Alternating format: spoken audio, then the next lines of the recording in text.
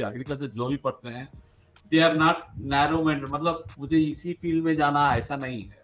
ये है ना, आपको वास्ट नॉलेज देगा और अपॉर्चुनिटी, आपको अपॉर्चुनिटी आप सोच भी नहीं पाएंगे कि मैं ये भी कर सकता हूँ।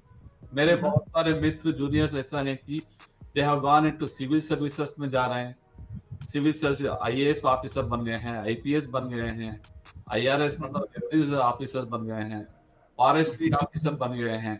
बैंक में ना एक there is one agriculture officer का कोटा ही है कि एग्रीकल्चर वालों को ही लेना है। सारे बैंक वालों ने एग्रीकल्चर के जो लोन देना है ना, उसका processing it has to be done by agriculture officer को ही करना पड़ता है।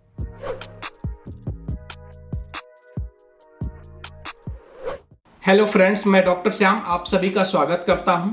आज के हमारे एक्सपर्ट डॉक्टर अब्दुल फियाज हैं, जो कि Indian institute of rice research Hyderabad में कार्यरत हैं।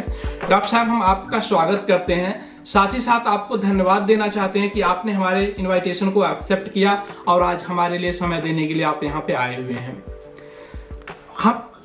हम इंटरव्यू में आगे बढ़े उसके पहले हम चाहते हैं कि थोड़ा सा अपने बारे में बता दें, हम लोग क्या करना चाह रहे हैं, हम लोग क्यों इस प्लेटफॉर्म पे हैं।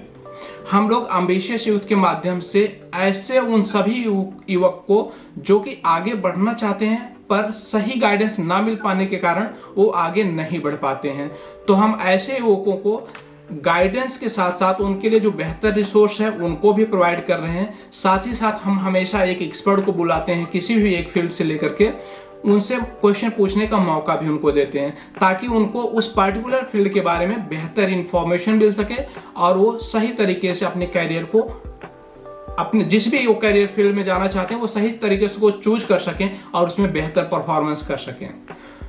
तो हम चाहेंगे कि आप अपने बारे में बेसिक इंफॉर्मेशन दीजिए। आप कहाँ से हैं, आपने किस तरह से अपने स्टडी की और आज जो आप करंट पोजीशन पे हैं, यहाँ तक आने में आपको किन किन चीज़ों की सामना करना पड़ा था। जैसे कुछ ऐसे भी हो सकते हैं जो आपको काफ़ी डिफिकल्ट रहे होंगे, तो जो भी कुछ है आप अपने बारे में, अपने एकेडमिक कैरियर के बारे में आप हम सभी को बताइए। Thank you Shyam ji. आप सभी लोगों को फिर से नमस्ते बोलते हैं। मेरा नाम है डॉक्टर आर अब्दुल फयाज। मैं वरिष्ठ वैज्ञानिक senior scientist, I am working as senior scientist भारतीय चावल अनुसंधान संस्थान में हैदराबाद में रहता है, उसमें हम कार्यरत है। मैं कर्नाटक से जुड़ा हुआ हूँ। कर्नाटक में आपने सुना होगा कि कोलार गोल्ड फील्ड, ऐसे केजीएफ हाल ही में एक मूवी भी आई थी, मैं उस जगह से हूँ। वो एक कोलार डिस्ट्रिक्ट में पड़ता है।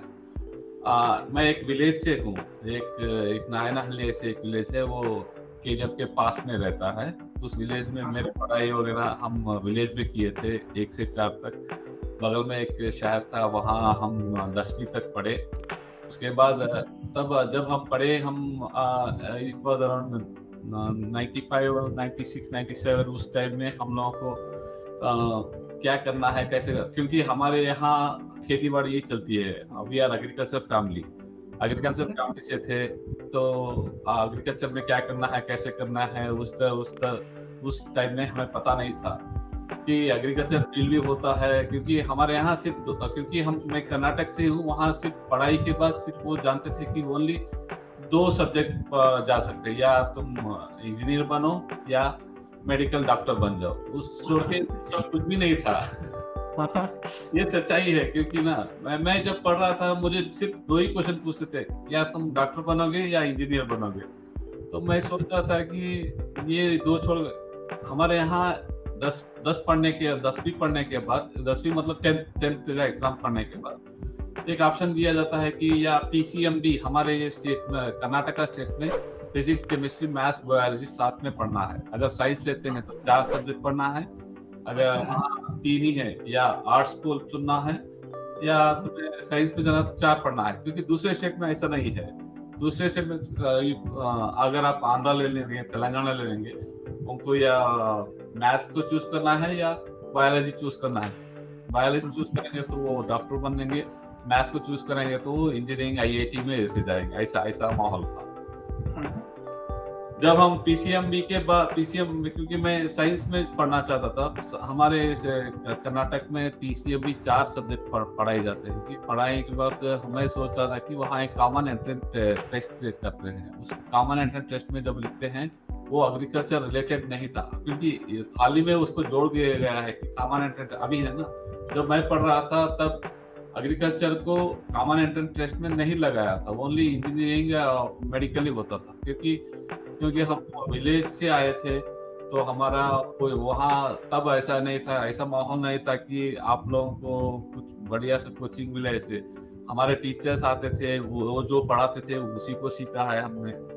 लेकिन ना, और हमारे मार्क्स भी देखेंगे तो आप बहुत ज्यादा नहीं है। जैसे सुनते हैं ना आजकल के, मेरी मौसी की, मेरी सिस्टर की लड़की का ही मतलब जस्ट हाल ही में एक रिजल्ट आया था, देखूंगा तो 600 के ऊपर है, मतलब 97-96% है।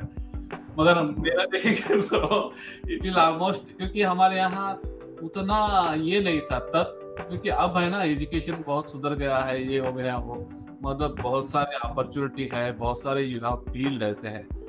मैंने क्या किया उसके बाद, 10th के बाद, 12th के बाद, वहाँ गांधी कृषि विज्ञान केंद्र, एक जीके वीके, एक ही कॉलेज कर्नाटक में पूरे 2 कॉलेज थे। एक धारवाड़ में था, उसको बोलते हैं university of agriculture sciences Dharwad, और university of agriculture sciences Bangalore, 2 ही कॉलेज थे। अब है ना उसमें 4 का, तब 2 कॉलेज थे। तो जो भी स्टूडेंट्स जो सदर्न पार्ट ऑफ कर्नाटका रहते थे, they wanted to go to US Bangalore college. जो भी नॉर्दर्न पार्ट में जो रहते थे, दे यूजुअली चूज, वो है ना, वो धारवाड़ यूनिवर्सिटी में पढ़ना चाहते थे। हमें यह भगवान का ये मानिए कि I have been got seat, मतलब मुझे सीट एग्रीकल्चर का मिल गया। एग्रीकल्चर में ना, वहाँ तब 3-4, मुझे पता नहीं था कि एग्रीकल्चर में भी एग्रीकल्चर सब्जेक्ट होता है, हार्टिकल्चर होता है, मार्केटिंग होता है, सेरिकल्चर होता है, ये 4 थे। अच्छा। 4 सब्जेक्ट थे। तब है ना, जब काउंसलिंग जाते हैं तो सारे लोग क्या चूजते हैं, पहले एग्रीकल्चर चूज कर लेते हैं, उसके बाद हार्टिकल्चर ऐसा जाते हैं। तो हमने क्या किया, हमने भी पूछा कि ये एग्रीकल्चर के बारे में हमें भी पढ़ना, मतलब खेती बाड़ी किए हैं, नॉलेज कुछ भी नहीं था, बट भी हाँ, मतलब मैंने पूछा कि एग्रीकल्चर में कौन से सब्जेक्ट अच्छे रहते हैं, कौन सा पहले लेना है। तो बहुत सारे लोगों ने, अगर एग्रीकल्चर इज ब्रॉड सब्जेक्ट होता है, एग्रीकल्चर में बहुत कुछ पढ़ाया जाता है, ये है ना, मतलब बट मेडिकल के बाद वेटरनरी चूज करते हैं, वेटरनरी के बाद एग्रीकल्चर चूज करते हैं। तो मैंने कहा I will choose agriculture subject, ऐसे एग्रीकल्चर को ले लिया। उसके बाद हार्टिकल्चर आता है, हार्टिकल्चर मतलब फलों फूलों ऐसे, वो सब्जेक्ट है। और सेरिकल्चर भी, हमारे स्टेट में सेरिकल्चर का भी बहुत क्रेज था कि मलबरी के प्रोडक्शन होता था, ऐसे उसमें भी पढ़ाई अगर करेंगे तो बहुत अच्छा ये होता। मगर मैं बोलता हूँ कि एग्रीकल्चर जो भी पढ़ते हैं, they are master of all बोल सकता हूँ। क्योंकि मैं पढ़ने के बाद इतना तो मैं आई एम 100% कॉन्फिडेंट, जितने भी मेरे क्लासमेट्स या मेरे बैचमेट सीनियर जूनियर जितने भी थे, काफी, एक हमारे यहाँ 2 सेक्शन रहते थे, 80 to 100 पीपल रहते थे एक सेक्शन में। तो दोनों मिला लिया तो एक 190-180 के सेक्शन रहते थे। जितने भी पढ़ाई किए उस टाइम में, हमारे यहाँ अपॉर्चुनिटी क्या सोचते हैं कि एग्रीकल्चर ऑफिसर ही होते हैं या वैज्ञानिक होते हैं, ऐसे नहीं है। एग्रीकल्चर जो पढ़ाई करते हैं, दे हैव वास्ट नॉलेज रहता है।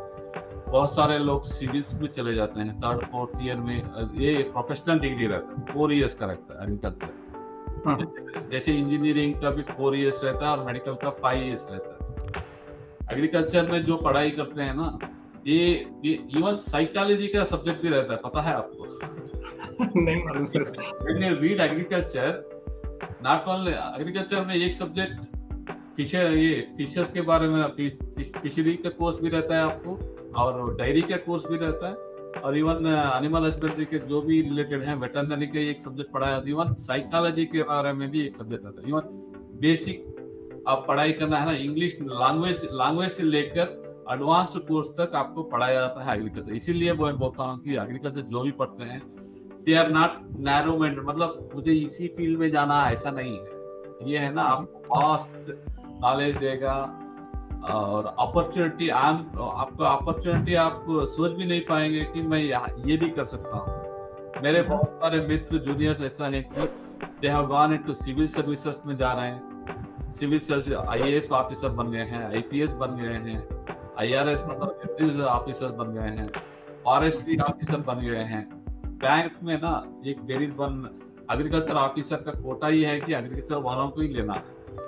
सारे बैंक वालों ने एग्रीकल्चर का जो लोन देना है ना उसका processing it has to be done by agriculture officer को ही करना पड़ता है। ऐसे ही सेपरेट अगर आप स्टेट गवर्नमेंट में जाते हैं, स्टेट गवर्नमेंट में आपको अपॉर्चुनिटी है कि आपको एग्रीकल्चर ऑफिसर मिलेगा या असिस्टेंट एग्रीकल्चर ऑफिसर या ये असिस्टेंट डायरेक्टर ऑफ एग्रीकल्चर मिलता है। ऐसे है ना ये स्टेट गवर्नमेंट में भी आप जा सकते हैं क्योंकि स्टेट में ना जो भी एग्रीकल्चर इज स्टेट सब्जेक्ट बोलते हैं क्योंकि स्टेट में जो भी जो सेंट्रल के जो प्लान्स रहेंगे या कुछ स्कीम रहेंगे उसको इम्प्लीमेंट करने के लिए सीधे सीधे कहाँ जाना है एग्रीकल्चर ऑफिस से ही ऑफिस के थ्रू ही करवाते हैं।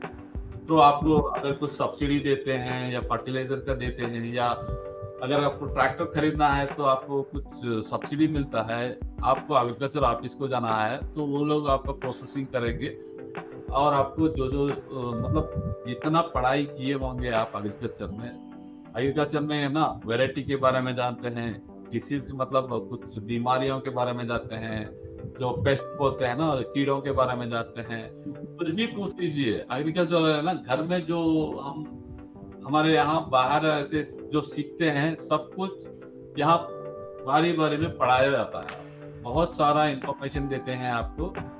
मैंने क्या किया मेरे मेरे पढ़ाई बैचलर्स डिग्री हम गांधी कृषि विज्ञान केंद्र जीकेवीके से पढ़ाई की और मैं बहुत आभारी हूँ उस यूनिवर्सिटी के लिए क्योंकि मुझे बहुत कुछ सीखने के लिए मिला।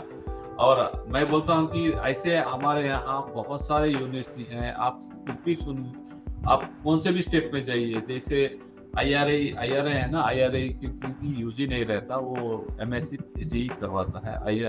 यहाँ है ना एग्रीकल्चर सिस्टम में वी हैव क्या रहता है थोड़े डीम्ड यूनिवर्सिटी मतलब बड़े बड़े जो संस्थान रहते हैं ना उसको 4-5 डीम्ड यूनिवर्सिटी बोलते हैं। उसके बाद है ना बड़े बड़े इंस्टीट्यूटों को बड़े यूनिवर्सिटी बोलते हैं और सारे स्टेट में अपने अपना एग्रीकल्चर यूनिवर्सिटी कौन से भी स्टेट में भी ले लीजिए आपको यूनिवर्सिटी मिल जाएंगे।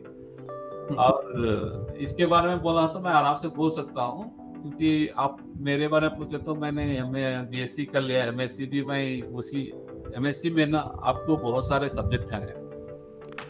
स्टार्टिंग आपको जो सब्जेक्ट पढ़ाए रहेंगे जेनेटिक्स एंड प्लांट ब्रीडिंग जैसे पौधों को जैसे मेरा सब्जेक्ट है जेनेटिक्स एंड प्लांट ब्रीडिंग बोलते हैं उस सब्जेक्ट से उसमें क्या होता है जो वैरायटी को बनाना है, नए नए किस्मों को बनाना है, हाइब्रिडों को बनाना है, जो फार्मर्स को जो नीड रहता है उसको देख के हम अगर डिसीज रेजिस्टेंस चाहिए या पेस्ट रेजिस्टेंस चाहिए उनके प्रॉब्लम्स को जान के हम क्या करते हैं 2-3 ऐसे जहाँ है उसको क्रॉस करके नए नए किस्में बनाना वो प्लांट ब्रीडर्स के ये क्योंकि मैंने वो पढ़ाई की। और ऐसे हमारे पास बायोटेक्नोलॉजी डिपार्टमेंट होता है, सीटेक होता है, पैथोलॉजी होता है जो बीमारियों के बारे में पढ़ते हैं, एंटोमोलॉजी होता है। ऐसे बहुत सारे आपको 30-40 सब्जेक्ट मिल जाएंगे और एक्सटेंशन भी होता है। एक्सटेंशन का मतलब जो भी हम बनाएंगे वो फार्मर तक लेके जाने के लिए कैसे लेके जाना है, कौन लेके जाना है, कैसे हमको बताना है क्योंकि फार्मर्स है ना आजकल मोबाइल से भी जान लेते हैं, वो है ना मोबाइल ऐप्स बनाते हैं। इंफॉर्मेशन इसका मतलब पूरा क्या होता है सारे डिपार्टमेंट सारे मिलते कैसे क्या करते हैं, सारे हम फार्मर्स के लिए काम करते हैं। ये फार्मर के लिए है। सारे हमारी जो पढ़ाई है वो अल्टीमेट किसके पास जाता है, प्रोडक्ट फार्मर के लिए जाता है और हम नेशन बिल्डिंग में काम करते हैं। ये आप समझिए क्योंकि सारे डिपार्टमेंट इंटरलिंक्ड है, कोई डिपार्टमेंट ऐसा नहीं है कि वो दूसरा है ये दूसरा। और मेरा एमएससी मैंने बोला जैसे ही बोला कि बैंगलोर से ही हुआ, university of agriculture Bangalore. And मेरे पीएचडी है ना, पीएचडी मैंने इंडियन एग्रीकल्चर रिसर्च इंस्टीट्यूट नई दिल्ली से किया है। उस इंस्टीट्यूट के बारे में बोलना है तो बहुत कुछ बोल सकते हैं क्योंकि उसी एक इंस्टीट्यूट से आपको इतने वैज्ञानिक मिल जाएंगे कि आप भारत में जितने कौन से स्टेट में भी जाइए आपको उतना, जिसे आपको साइंटिस्ट लोगों को मिलेंगे ना, आप ज्यादातर साइंटिस्ट IRA से आए हैं, IRA न्यू दिल्ली से, क्योंकि वहाँ सिर्फ MSc और PhD पढ़ाया जाता है कि, और उसको ऐसे बोलता है सीट ऑफ ग्रीन रेवोल्यूशन बोलते हैं। सीट ऑफ ग्रीन रेवोल्यूशन मतलब पहले 1960-70s में क्या रहता था कि ऐसे सोचते थे कि हमारा इंडिया का प्रोडक्शन बहुत कम था तो कैसे बढ़ाए। ऐसे पहला इंस्टीट्यूट ये था कि IRA से ही शुरू हुआ कि IRA वाला ने प्रोएक्टिव से रोल लिए। वहाँ के जो वैज्ञानिक थे उन्होंने क्या किया कि कौन सा वैरायटी लाने से अच्छा था, कौन सा वैरायटी ग्रो करना है, कैसे रिसर्च करना है, उन्होंने वहीं से शुरू हुआ कि बाद में सारे जगह वो फैलने लगा। मैं उसके बाद मेरा ये ARS बोलते हैं, एग्रीकल्चर रिसर्च सर्विस में ज्वाइन हो गया कि मैं उसके पहले भी मुझे एग्रीकल्चर ऑफिसर मिला था स्टेट में, 4-5 महीने काम किए वहाँ। उसके बाद मैंने क्या किया कि मेरा PhD करने का भी मन था, तो इसलिए मैं PhD कर लिया और एग्रीकल्चर रिसर्च सर्विस को क्लियर करके उसमें ज्वाइन कर लिया। फिलहाल मैं भारतीय चावल इंडियन इंस्टीट्यूट ऑफ राइस, भारतीय चावल अनुसंधान संस्थान में कार्यरत है और यहाँ राइस के बारे में काम करते हैं। ये मेरा फेवरेट है। थैंक यू सर, काफ़ी अच्छा, काफ़ी आपने ब्रीफ में इन चीज़ों को समराइज कर दिया कि किस तरह से हमारे एग्रीकल्चर साइंटिस्ट काम करते हैं और किस तरह से वो क्या क्या पढ़ाई करते हैं और कैसे ये नॉलेज को, अपने नॉलेज को सभी को ट्रांसफ़र करते हैं फार्मर तक। तो कहीं ना कहीं एक डायरेक्ट इम्प्लीटेशन होता है इन नॉलेज का, ना ये सिर्फ थ्योरेटिकल नॉलेज ना होकर के बल्कि ये प्रैक्टिकल के रूप में भी कन्वर्ट होते हैं। तो ये बहुत अच्छा है, काफ़ी अच्छा लगा जान करके।